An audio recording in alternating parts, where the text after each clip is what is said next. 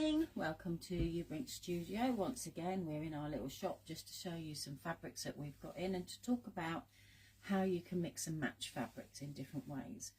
So today I've got out some batiks. These are really lovely batiks. These are from John Luden. Very, very nice. Nice and bright, nice and colourful. I have quite a selection, but I've picked these out because I think these would be some of the more difficult ones that you would match with something else. So I've also dug out some plain cotton fabric. This is just normal plain cotton fabric, nothing special. And I've also pulled out one of the John Luden's Oriental Flower blenders. So just to show you how these fabrics change when you want to put them together.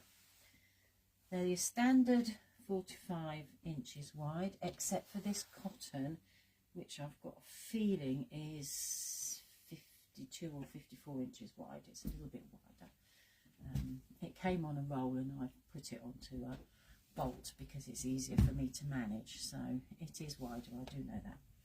So just to show you, when you're looking at your fabrics, if we go with this one first, it's very blue as you can see, and then where the batik, where the wax was, you've got all the whites. Well, you wouldn't want to mix it with a white, but in here we've got some reds and we've got some yellows and we've got some greens, and up this bit here it's a bit purpley as well.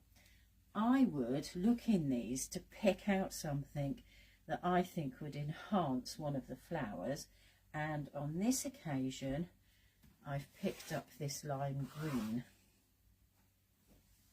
Hopefully you can see that. It's the same colour that's in here and it sort of makes it pop. So if I bring this out like that, and you can see, when I get it right, I'm going to have to work out some way of showing these a little bit better than this. But do you see how that now brings the yellows and the greens out because of this? If we put this with it, which will still look okay, but it sort of quietens everything down a little bit. So it all depends whether you want quiet or screaming bright. Personally, I'd go screaming bright because that's what I like. And if we use the same two fabrics with the other two, this one in particular, it's busy, it's noisy. You can use lots of different colours with this, blues, purples, greens, reds, oranges, yellows. The green is tiny, subtle. Put that next to it and suddenly it's awake, it's alive. So the two colours work. You can also put this with it, which helps calm down the whole thing.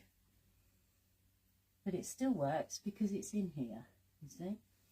So when you're choosing fabrics and you're wondering what you're going to use as a blender, look into the fabric. I always go for the one thing that's not already standing out. This one, another lovely fabric of course, these are all 100% cotton.